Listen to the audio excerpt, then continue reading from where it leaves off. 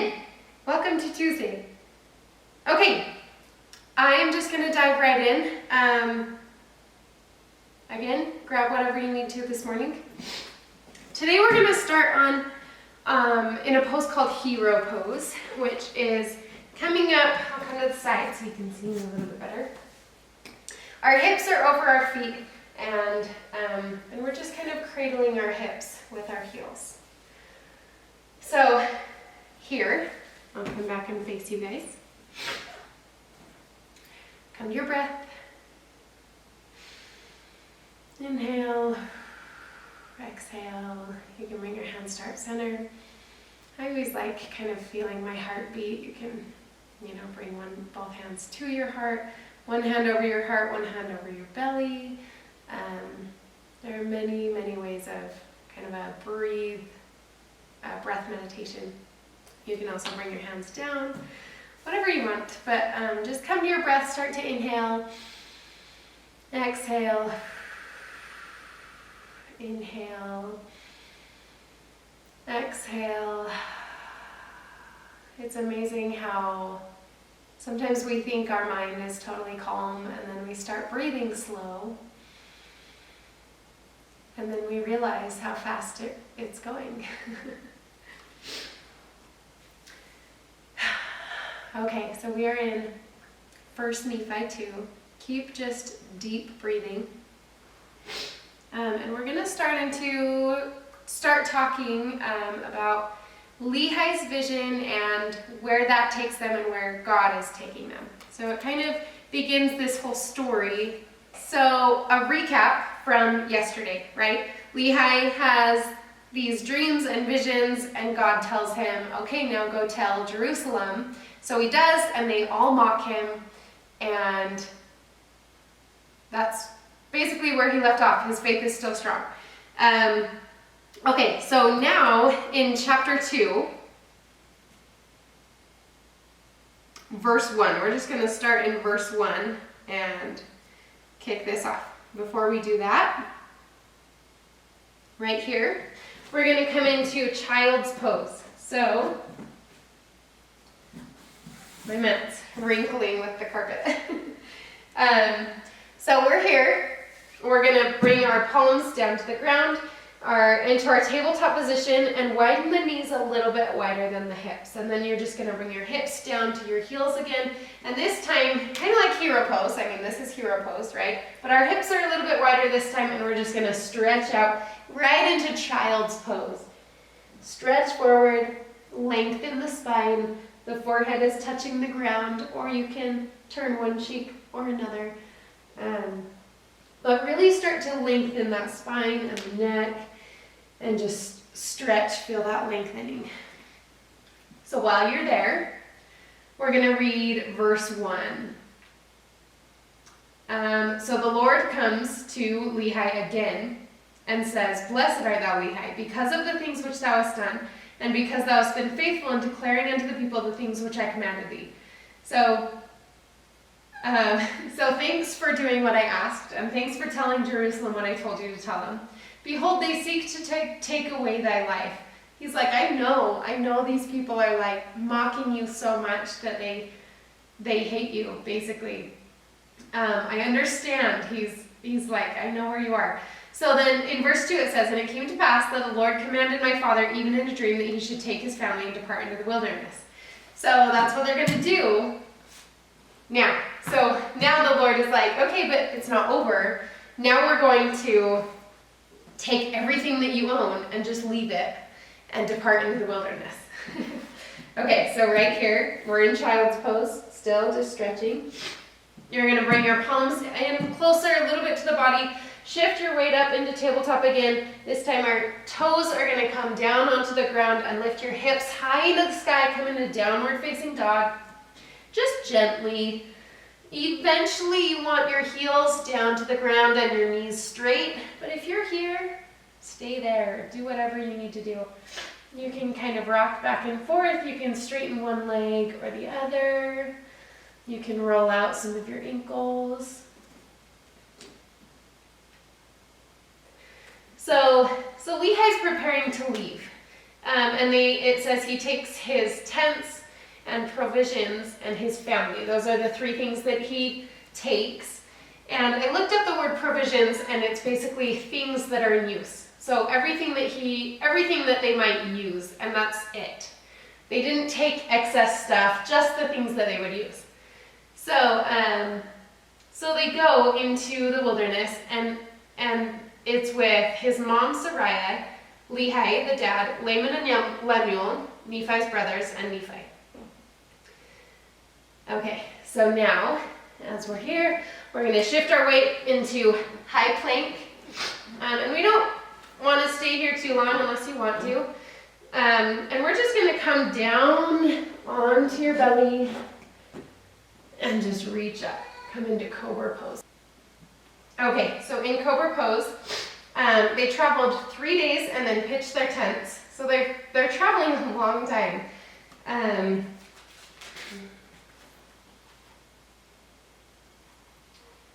And in chapter 12, it says, "Thus Laman and Lemuel began to murmur against their father, and they did murmur because they knew not the dealings of that God who had created them." Okay, so let's talk about that for a minute.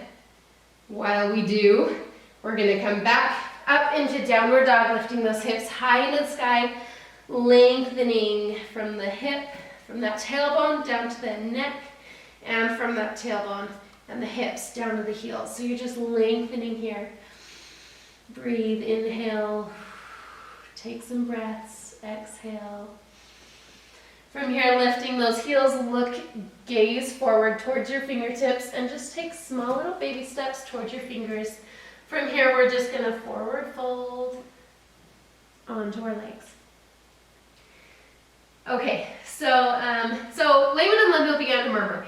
And I love the church's videos that they've put out about this, because it really makes you think that, it makes you understand that Laman and Lemuel they're just human. I mean, nobody's black or white, right? And I think that's true here too. They are human beings, and it would be really hard not to complain about this. So they're like put into the wilderness. They're not looking towards God. They're like, okay, Dad, like blindly trusting you, and they're in the middle of nowhere with only the things on their back. And they're like, this isn't very fun. I kind of don't blame them, actually. I hope that I wouldn't murmur, but I don't blame them. But then I love this. Okay, so before we get there though, sorry, I'm getting over a cold. Okay, let's come down into seated position. From here, we're just gonna roll onto our back. Bring my notes with me. And bring your knees into your chest and just hug them here for a minute. Okay, so I love this. At the end of verse 12, it says, "And they did murmur because they knew not the dealings of that God who had created them." So, I mean, it's what we talked about yesterday, right? They didn't know God. They're not looking for God in their life. So God isn't totally manifested in their perspective. So yeah, like I would murmur too if I didn't really believe what was even happening. They didn't understand God. They didn't understand how much of an impact God was to Lehi and Nephi. Okay, and then 15, I love this verse, "And my father dwelt in a tent." It's one of my favorite verses. So then we go down to, let's see, verse 19. "Bring your knees to one side of your body."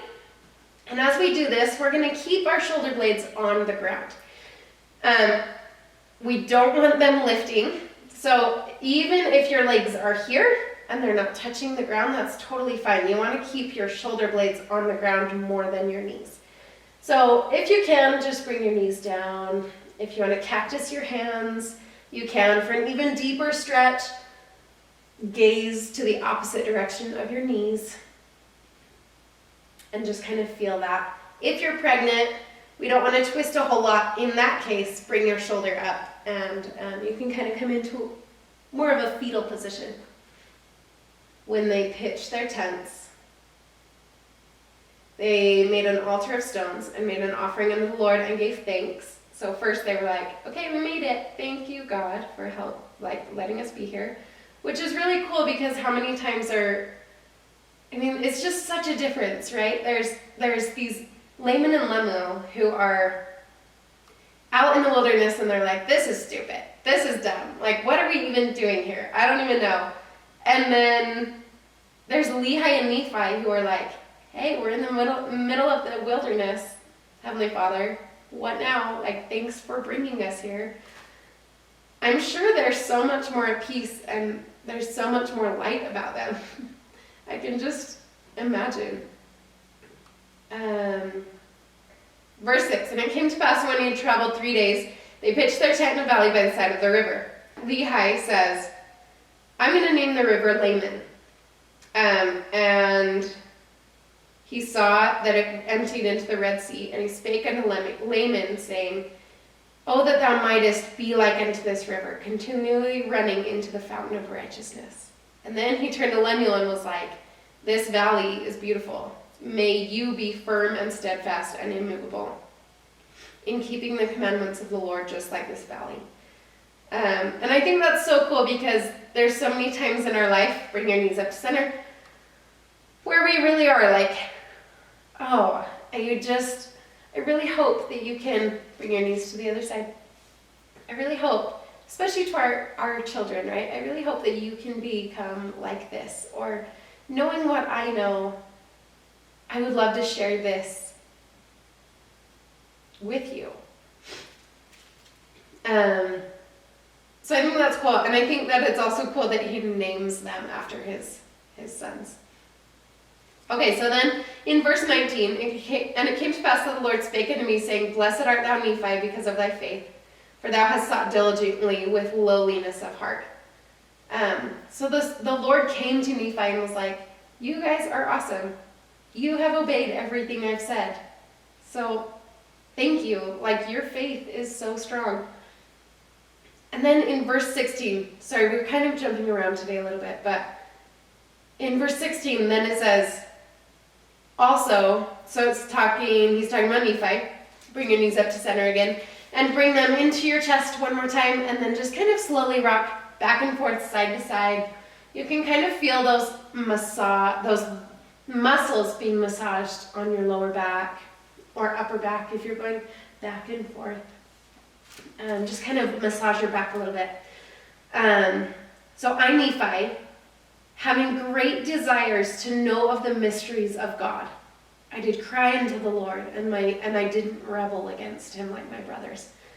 And I love that because that's basically the difference between Nephi and Lehi and Laman and Lemuel, right? Nephi and Lehi have these desires to actually know God. And Laman and Lemuel are just like, we don't understand the mysteries of God. We don't get it. But we're out here and we're complaining about it. So come back up.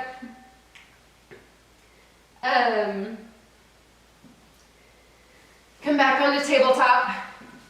And that's just what we talked about yesterday. When we choose God, he can show us the way and show us the light, and we can recognize him in our life. Okay, we're going to come into kind of a camel pose. So come bring your hands back behind your feet and just stretch upward, bringing your chest all the way up to the ceiling. Your head is going to kind of fall back. You don't want to strain the neck. A lot of times when we just keep it in a fixed position, it kind of strains the muscle a little bit. Just let it fall. And breathe here. This one is one of my favorites. But it's just a difference of noticing God in your life versus not noticing him.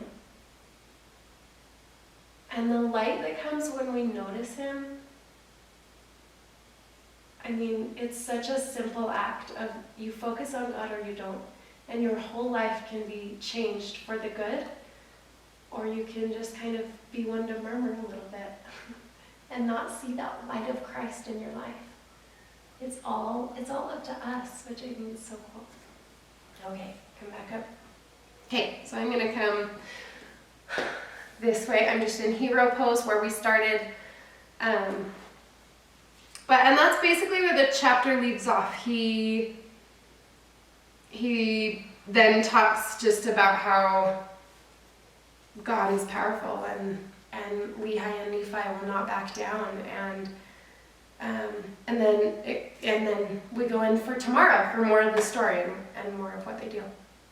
So as we end our practice today, inhale and exhale. If you want to stretch some more, you can bring your arms up and over the head.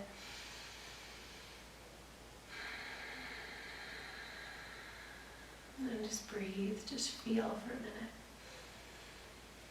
Be still for a minute.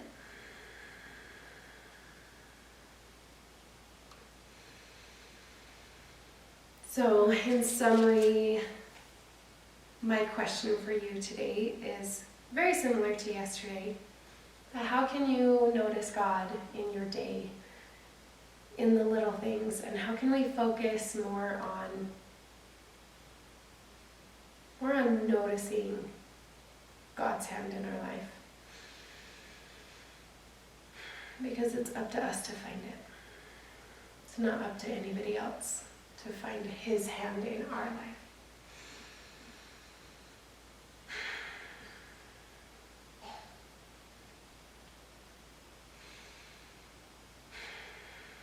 Thanks for joining me again.